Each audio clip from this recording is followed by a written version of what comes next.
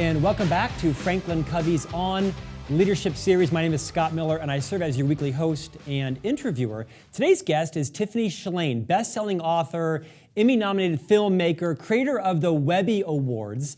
Today, she's here to talk about her first and recent best-selling book, 24/6, The Power of Unplugging One Day a Week. Tiffany Shlain, welcome to FranklinCovey's On Leadership. It's fantastic to be here. Great to have you. Now, Tiffany, we do 52 interviews a year, one a week, obviously, comes out on Tuesday, and we reserve about half those interviews for internal Franklin Covey thought leaders, people like Todd Davis, Stephen M.R. Covey, Chris McChesney, Corey Kogan, and others. And then we carefully curate 26 other interviews, people that are typically best-selling authors, business titans, CEOs, and I'm kind of given a little bit free reign over who those people typically are on topics that our audience is interested in, usually around the topic of leadership and such. And we have no shortage of agents, publicists, editors, authors submitting their books to us or their topics to us, and we reject 90% of them because we only have 26. And then occasionally I'll find myself in non-quarantine times walking my three boys through Barnes & Noble. As I've mentioned before, that's kind of our library. My boys think the Barnes & Noble is the library. We have a beautiful two-story one here in Salt Lake City, and every Saturday, when we're not quarantined, we take a visit to the library. I send the three boys upstairs, and they get to each pick out a book, or two if I'm weak-hearted, and I go downstairs and kind of peruse the business bestseller list. Well, about 2 months ago, I came across your book on the recommended list on Barnes & Noble. And I looked at it, and I didn't quite understand the title, 24/6, it's catchy. And I read the tagline, The Power of Unplugging One Day a Week. And I thought, man, I need that because I'm addicted to my phone, right? As an author, and as a speaker, and a writer, and I'm on my phone, my wife is harassing me, my kids are telling me, Dad, in fact, my 5-year-old a week ago said, Dad, could you put your phone down? So I bought the book for my own personal reading. And then I read it. And I called up the production team and said, oh, no. Tiffany Shlain is taking one of these 26 coveted spots. So I'm honored to invite you to all of our listeners and viewers worldwide. We're going to have a great conversation today. Thanks for joining us. I'm so glad you told that story. That means a lot to me. Well, it's very sincere, and it's exactly how it happened. Tiffany, I'd like to give you a minute. You are a world award-winning film producer. You invented the Webbies. I'd love to have all of our listeners and viewers better know what that means. Your films have shown at Sundance. You are recently now a bona fide best-selling author. Would you take a few moments and walk our audience through your own professional journey and what inspired you to write this first book? Yeah, I've always been interested in how technology can amplify us throughout my career. And I founded the Webby Awards in my 20s, and the Webby Awards honor the world's best websites. I sold them over 10 years ago to start my film studio. I had studied film in college, and I make a lot of films that look at the intersection of technology and humanity, or I have done films on positive psychology and really leadership. So I run a film studio in San Francisco called Let It Ripple. And then for the last 10 years, and I should also say I'm married to a professor of robotics at UC Berkeley. So obviously we're super into technology. But around 10 years ago, we decided to turn off all screens one day a week because we were feeling so distracted by all the screens at every moment. And it's been the single best thing that I think I've ever done in my life. I just turned 50 last week, so I've been thinking a lot about what are the big life lessons. That's one of them. And it's just, we have 2 kids, I should also mention. One's almost 17 and one's almost 11. And it's our whole family's favorite day of the week. And the longer we were doing it, the more addicted society was.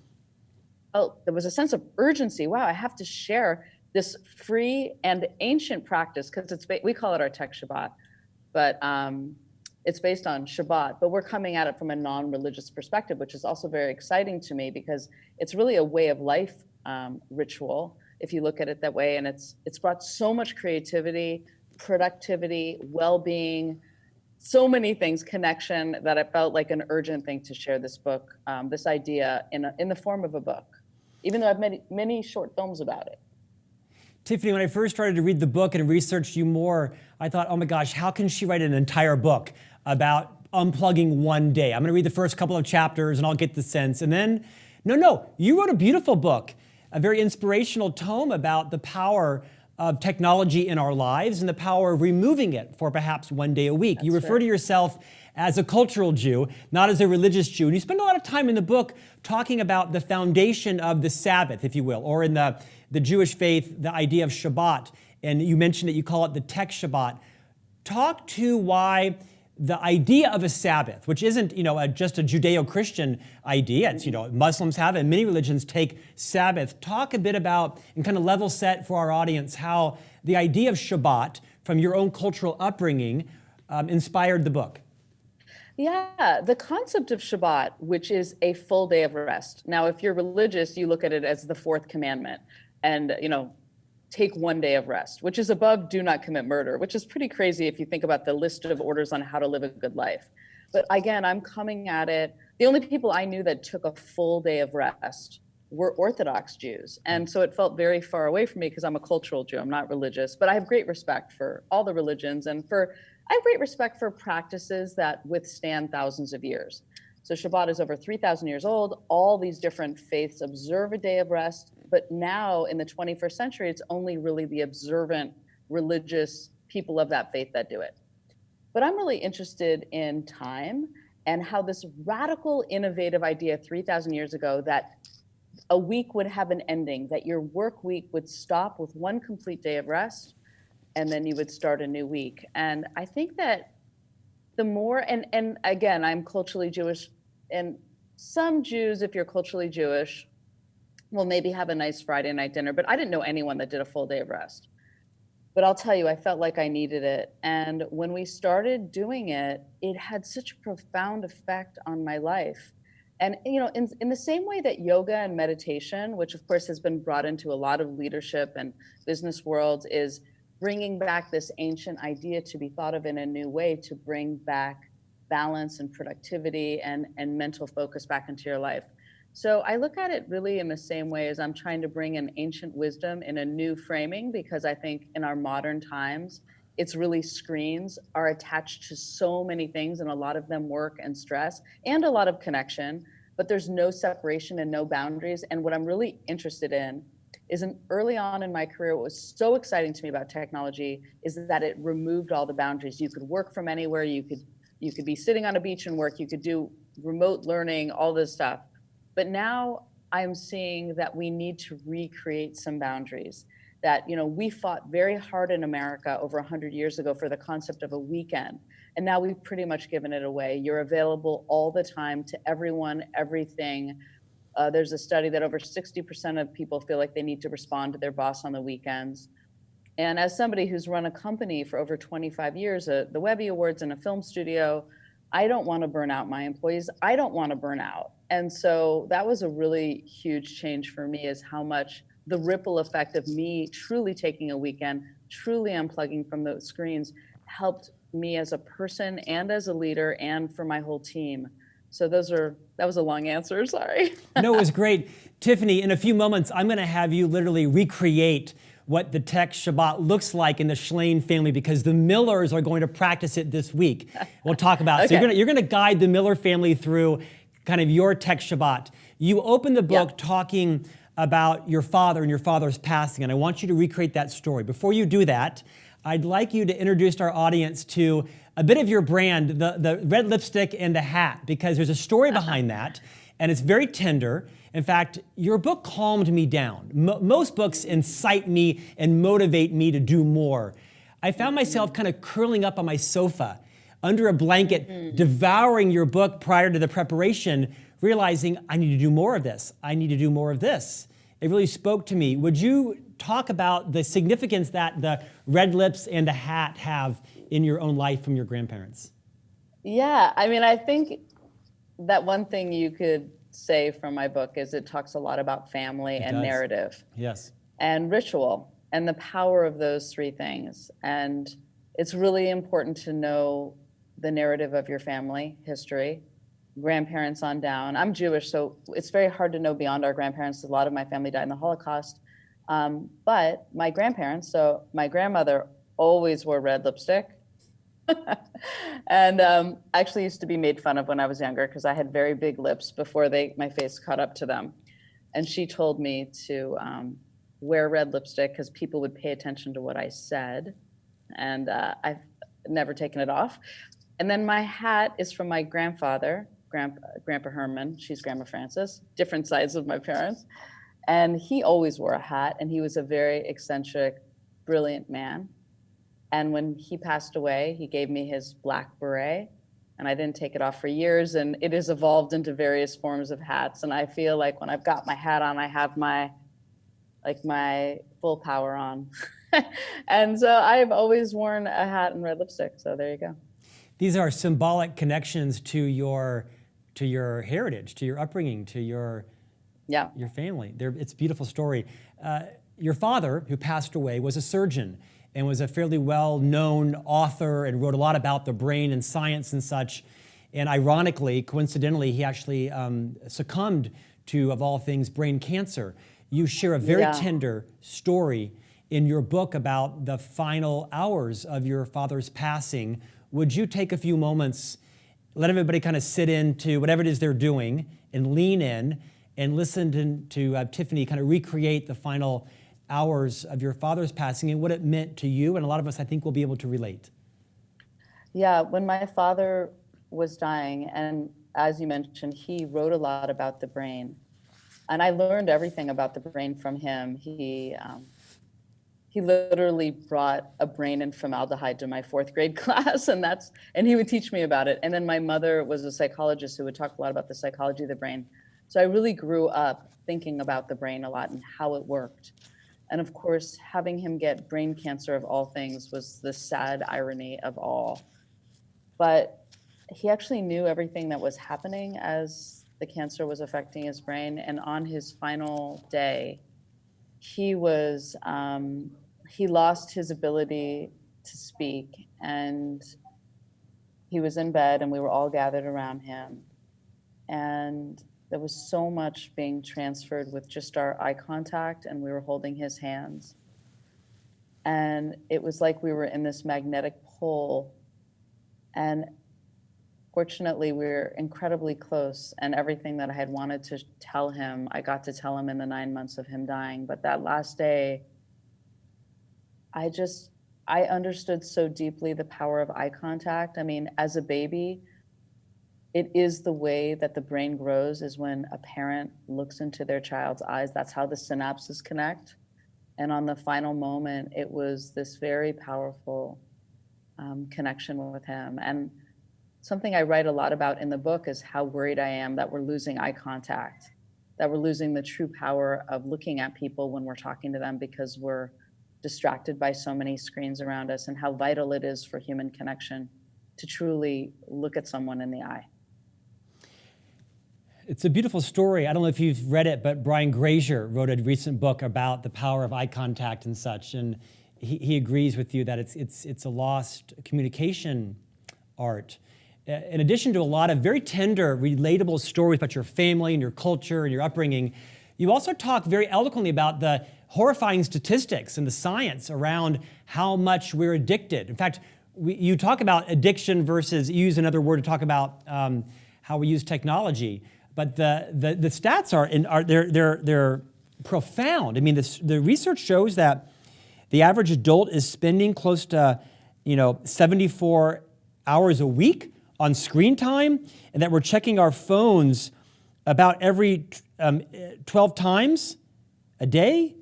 The average American checks their phone 80 times a day, and the millennials check it almost twice at 150 times a day. You don't demonize technology. You built your career around this, and you're a parent, and you and your husband, use all the leverage. Talk about your research. Yeah, and I think it's interesting to note that I wrote this book before the pandemic, and I know that everyone is on their screens so much more during this period, and I don't know if this is running when we're hopefully able to leave our homes or not, but what I've heard a lot is how much people are on screen so much more because they have to. There's homeschooling, there's actually connecting online, there's so much online. And I still think, there's been a resurgence of interest in the book around this period because people want boundaries. And one of the big things that I think is really important to look at with screens, because, you know, our days off from screen during the quarantine have been like 10 times more profound and important to us. But what are you doing on the screens? I think the big question is, the reason I've always had a problem with that screen time monitor on the iPhone, like your screen time is 8 hours or your screen time is this, is that, it doesn't really say what you're doing on the screen. Like, there's no qualitative data on that data. So I feel like it'll be much more helpful if it said, you know, if there was some way to monitor when the screens give you inspiration and connection and positive things, or when it drains, when it raises your cortisol level, when it raises your stress, when it gives you FOMO, when it, like, what's the variable there? So the stats were pretty alarming before the pandemic. And I think that the pandemic really accelerated people being online in a whole new way. And of course, with so many good ways to connect, but I know that I am stressed beyond belief at the end of my day during lockdown. And I usually feel, even with or without being sheltered in place, at the end of every week, I run towards the night, the moment when I turn off my screens. I can't wait to shut them off, because I feel like when I shut them off, it's like I free myself. I get my mind, body, and soul back in this very deep way. Well said, Tiffany. You spend a fair amount of time kind of building the business case of, you know, pro and con around the technology. But let's use the rest of our time talking about the essence of the book, which is this idea of tech Shabbat, right? So your family has instituted a decade ago this sort of deliberate reprieve from technology. I believe yours starts on Friday evenings. It goes through Saturday evenings. I think yours even slips in personally to Sunday morning. What I'd like you to do is walk us through not just the experimentation, but literally almost kind of hour by hour. Recreate what the Shlain family is like, starting the maybe 10 minutes before your tech Shabbat begins, all the way through the preparation, the ritual, the harmony, the joy, the connection. What happens as you merge into Saturday morning, throughout your Saturday into the evening, and then maybe finish it with your glide path into Sunday morning. Because my family is going to replicate this. We're going to decide to do it this weekend. We're going to start Saturday night, and we're going to go to Sunday night, just because of how our day works and such. And so whatever works best for you. I mean, I pick Friday. I am Jewish, so I have done Shabbats before. So I like being in sync with the world, Friday night to Saturday night, but a lot of people do it Saturday to Sunday night. I've had so many people that have read the book and now institute it as a weekly ritual. And it's really about what works best for your family. So Friday afternoon, I usually will look at what we might have on Saturday. Now, we've done this with 2 kids in soccer. So a lot of people say, oh, my kids, I have so many activities on Saturday. How could I do this? Well, number one, I would really question why a weekend has so many activities. Like, can you truly rest on your weekend? But secondly, maybe all your sports games are on Saturday, so Sunday would be a better day to do it. But all of our sports games were on Saturdays. So Friday afternoon, I will usually write down the fields and where we need to be. I always have one contact on a team in case the field changes. We have a landline, which I highly recommend having for a million reasons. Real emergencies. Landlines are good to find your lost cell phones. And if you want to do tech Shabbat, landlines are very inexpensive. And I think just good sense for a family to have a hardwired phone in their house. So Friday afternoon, I will remind any teams or soccer teams that we're remember them. We're going to be offline, and if the field changes, I'll call a friend on the team to let me know. But hopefully we don't have much on Saturday. We've done a lot of shopping. We set the table in a really beautiful way on Friday night, the one night that we put a tablecloth, fresh cut flowers. We set it. We make a beautiful meal. We make the same meal every Friday night. And we make fresh bread. It's the special meal of the week. And then usually we have guests over. And during the shelter in place, we'll usually have a Zoom with our family right before we shut down. So we're having some connection. But in a normal period, we always have friends, neighbors, people we love or want to get to know better over for dinner. And the minute that doorbell rings, all the screens go off. So everyone in my family has a different way to do that. Some are racing with their last email. I try to turn them off earlier. We're preparing. We have an incredible meal. And I say incredible because there's no screens.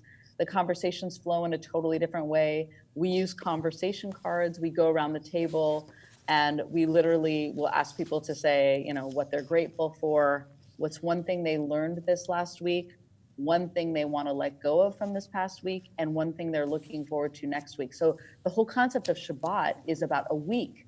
Think about your life in terms of a week, and that makes a lot of sense, especially right now in the lockdown. We don't know when this is going to end, but it's really nice knowing when your weekends, when all the days are blurring together. Mm-hmm. So we have this amazing meal. There's no screen, so people laugh more, they tell better stories, they're more present. No one's pulling out their phone to show you something that's just off the table. And then the guests leave, and we do a big family cleanup together, play music. It's actually the cleanup that's the most fun because, we're a normal family. Chores aren't always fun, but that one always seems to be fun because we're doing it together and we have nothing else to do except make the house look great. Because that's another thing about the concept of Shabbat. It's not in a temple. Again, this is if you are religious, but it's creating your home like a palace in time, which I love, this idea that it's temporal. Then Friday night, I sleep the best. I have problems sleeping, so that's a huge thing. There's no screens in the bedroom. Everyone sleeps so well. And then we wake up in the morning and our kids fortunately sleep in now. So my husband and I journal. And I've been doing I do a lot of reflecting. I wish we did that more in our society, and I do it by hand. I think that I want to live in a society that values reflection. And right now we're so reactive and we're so in the network all the time, and we never take a moment to process. And some of the best ideas I've ever had have come on Saturday. And as I look back after a decade of doing that, my best ideas come on that day where I'm not getting new input. I've made films about the neuroscience of creativity, and so much explores how we have so much new input all the time that it's important to give our mind time to not get new input and to process what's already in there. That's why you have your best ideas when you're washing the dishes, taking a shower, going for a run. We need more time to process. So that's what Saturday's about. So Ken and I write like things that made us laugh that week, beautiful moments. I try to do big picture thinking also. And then the kids come down and, we try to do things that everyone wants to do. So ask each person in your family what they want to do and make the day filled with that whole combination of things. And they're going to be very different. It could be playing a board game. It could be going on a bike ride. It could be watercoloring, napping, cooking, doing nothing. That's very admirable too. So the day is literally our favorite day of the week. And there's times where our youngest might be bored, and I'm a big believer boredom leads to good things and creativity. So I always try to reframe that boredom should be something you're comfortable with and something you can work with and just sit with and not always need to be entertained. And it's the only day of the week I nap. I read in a much more focused way. I love to read, but lately you read with the phone near you. You're on 3 pages and something in the book makes you think of the phone. And I just don't read in a focused way. So anything throughout the week that I want to think about deeply, I save for Saturday. And then Saturday evening at 5 p.m., the screens go back on. The girls call it their double date with technology. My husband and I usually go out for a real date and we have a night away from the kids. Lately during lockdown, we just go upstairs in the bedroom and watch something and have dinner together. But it's the most beautiful ritual that has happened, almost every week for over 10 years. And it has brought such joy, connection, creativity, productivity, and kind of meaning to my family. And just myself. I just feel like I get for one day to just be with myself and not be influenced by so many things around me. And then in the book, I talk about all these practices I brought into my life the other 6 days, because it felt so good to have a whole 24 hours. It's not just 4 hours, it's not just during dinner, but I recommend that too. But there is great wisdom in this 3,000-year-old practice that says a full day of rest. And what does a full day of rest mean in the 21st century? I think it means to turn off the screens. So the other 6 days, I do things like I don't look at my phone when I wake up. I write in a 5-minute journal. I don't look at the phone before I go to bed. There's no phones at the dinner table. And, we eat dinner together. Well, when it's not locked down, we have dinner together maybe 3 or 4 times a week. The dinner lasts for maybe 30 minutes, 40 minutes. And is that so much to ask that there's no screens at the table? I don't think so. So I write by hand. I think I really recommend keeping a journal with a pen. You think differently. You write differently and you think differently. And I love what you said earlier, that you found my book calming, because I find writing in a day planner, even though I also have my Google Calendar, I find it calms me to write by hand. Now, everyone's got a different thing that's going to calm them. But I think the biggest thing is, if you want to find, besides the ritual every week, which I think is super important, which is, and so many people have adopted since I wrote the book, and they've said that it's changed their life. So that's the big one. But the other 6 days, how can you replace looking at the screen so habitually with something that brings you joy?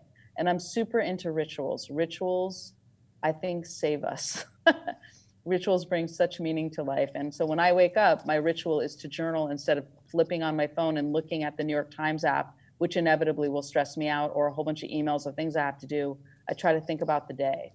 So what's your ritual? Is it walking? Is it running? Is it journaling? Is it playing music? What is the thing that you can start your day in a better way than having the whole world come at you before you've even really woken up? This interview is calming me. I can feel my blood pressure just kind of calming as well. You know, recently we had the honor of interviewing Ryan Holiday. He wrote the book Stillness Is the Key. And this book is, this is the opposite of what my life is. There's nothing still about me. Yeah. But I've learned a lot about how I start my day from Ryan. Ryan does not check his phone for the first hour. This is a productive writer. He's a best-selling author. And like you, he sets very particular boundaries and has rituals. He goes for a walk and drinks his water and such. This idea of a tech Shabbat has spoke so profoundly to me. My wife and I are kind of planning, what is our Friday meal? One of the pieces that you skipped over when you were telling the story, thank you for doing it so carefully, was you assign tasks out. I mean, the preparation for your tech Shabbat is replicated every week. You have certain tasks that each of your girls do. Kind of revisit that, because that's part of the process. You're creating memories and contribution. Kind of walk through how important the preparation process is. Yeah. So every Friday morning, I make fresh challah, which is an incredible, yummy bread. So it actually all starts Friday morning, because I make the challah dough with our youngest daughter. We knead the challah, which is very meditative, and to have something that rises all day. All right. And then in the afternoon, we our older daughter will braid the challah and paint it. My husband goes shopping. We make the same meal every Friday. Our older daughter puts out the appetizers. The younger daughter sets the table. Ken and I are working on dinner. But yeah, and then we do all clean up together. So there are a lot of rituals baked in there that I go through in the book. And I think, like I said, rituals are so important. They're empowering for the kids. It's not stressful to have people say, oh my God, you have a dinner party every week, which is pretty much what we do. But when you do the same thing and you serve the exact same meal, which we do, all the stress is gone. We have the grocery shopping list. We have the schedule. This happens at this time. It's like, Flaubert said, if you can create order in your life, your work can be creative and radical. So it's like, by creating these certain set of rituals, it's liberating. It's liberating because it frees you up to actually have thoughts that aren't about what am I going to eat and when do I need to do that, or what's on the screen, or, it just frees you. It says the screen's off the table. You're not going to look at the screen. You're going to make a lovely meal, which you make every week. And it just frees you in this very powerful way. So I'm glad you brought that up, because I think rituals, and I've really felt this deeply during the lockdown. Again, the rituals, like every Friday, actually, I make bread normally with my girls, but during the lockdown, I've been doing a Zoom baking class where I've had about 50 people baking with me every Friday morning. And in the blurriness of this lockdown, it is so nice to know, okay, it's going to be Friday and I'm going to be putting on a Zoom baking class with people from all over the world. And it's been fantastic. And it just shows you how rituals create order and meaning. And again, they don't have to be tied to religion. I think that's been a problem for me, is that most rituals are tied to religion. And how do we get the same meaning from a ritual without it being tied to religion? And again, if you tie rituals to religion and it works for you, that's wonderful. But there's a lot of us that want meaning. And that was what was so exciting to me about finding Shabbat in a deep way and sharing it, is that here's this profound ritual with great wisdom around it that I wanted to liberate for the masses. and still call it Tech Shabbat, still honor it. Shabbat to me is this very beautiful idea of a day and time that's different than all other days. And I think the world needs it now more than ever. It's a hard reset. And just going back, like, again, who knows when this pandemic is going to end right now, but I feel a lot of similarities. So when my father was dying, and him dying is what made me start doing Tech Shabbat with my family. It felt like life was grabbing me by the shoulders and saying, focus on what's important. And at the time, I was feeling so distracted all the time. And now I feel like the pandemic is grabbing the world by the shoulders and saying, focus on what's important. We need a hard reset here. And my weekly Tech Shabbat is a reset every week. I think this pandemic is a huge reset on society. What's important? What matters? Family, your health, being connected.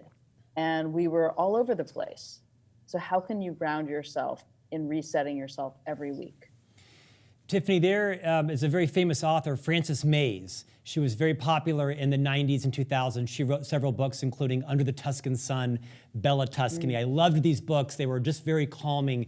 In many ways, I find your writing style similar to Frances Mays. You're kind of the Frances Mays, if you will, of 2020. One of my favorite passages in the book is, I'm going to read it verbatim. Here's what our house is like Friday evenings as we prepare to close the door on the network in the nonstop world. The smells of rosemary, garlic, onions, chicken, and baking challah fill the house. All the piles of papers and books and laptops that normally lay claim to the kitchen table are put away, and the table is set with a tablecloth, candles, and freshly cut flowers. Before the guest arrives, everything gets powered down. The whole night is like a slow exhalation to end the week. For those listeners that think, well, this is too regimented, or I don't know where to start, how would you send us off with some small incremental changes that everybody who's listening and watching can maybe slowly integrate into their life what you've learned over the last decade that now is a ritual? It's a memory that your girls will take with them into their own families. Well, thank you, first of all, for that nice nod about that section. And I think most relationships, there's one person that needs to convince the other person in the relationship to make this happen. There's always one person that's on their phones more or on the screens more. So I would really, a lot of people have told me since the book came out that they get the book and it has so much science and philosophy and psychology and a personal story that it convinced them. And then they will have their partner read it. And that having and it, as you said, you can read it quite quickly, but it has a lot of backing to the why. Yeah. So I would first, you have to be both partners in. I think getting your partner to read the book is important because it'll lay out the why. And then you together are united. And then the first thing I would do is ask each member of the family, what do you wish we did more of? And it's such a positive way to look at it. And everyone writes their own list, and it's going to be a different list. And like I said, fill your day with that. And instead of it being presented as we're going to turn off screens, that sounds like deprivation. That's why I've never liked the term digital detox or any of that terminology, because to me, it's much more what you get back instead of what's being taken away. Yeah. So you frame it as we're going to fill this day with joy. It's going to be a day filled with joy. What brings you joy? That is just, it's the right framing. I would definitely have the partner in the relationship read the book too. And then I would say to write that list, and I would plan out several weeks in a row. Like, I love you're going to try it this Saturday. Put in your calendar for the next 4 weeks, because the way rituals are formed is they have to happen again and again and again. And the power of this ritual is that it happens every week, and you start to look forward to it every week, and it creates a rhythm. So I would say to look at 4 weekends in your calendar that you're going to do this. And then, I mean, like us and so many people that are now doing it after reading the book, it's like the thing they look forward to all week. Like it's Wednesday. This is when I really start to look forward to only 2 more days till I shut down.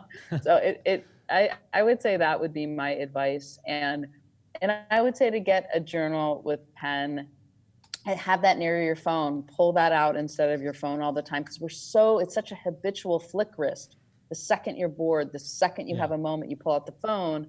and just think that you're giving up real reflection or thoughts it's not like you have to be that way all the time, but give yourself a full day to be present, and give yourself moments throughout the week that you cannot always turn to your phone or a screen as it is right now in the lockdown. The book is 24/6, The Power of Unplugging One Day a Week by Tiffany Shlain. Tiffany, thank you for your gift of the book, the stories of your family, the model, the inspiration for Tech Shabbat. The Millers will begin adopting it as a Catholic family this coming Saturday. The book is religiously agnostic. I thoroughly enjoyed it.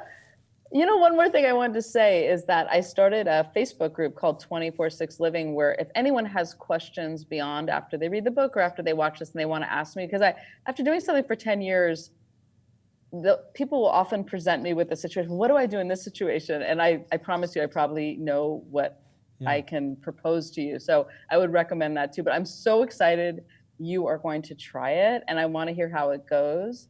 And I think you're going to find that it's going to bring a lot of joy, meaning, and connection back to your life. I'm going to post some videos of the debrief, because I can't post videos during my Shabbat. So I'm going to debrief my family and post it on my LinkedIn and other accounts on Facebook. Tiffany, thank you. Stay safe with your family. I'll be thinking about you during our Tech Shabbat this weekend.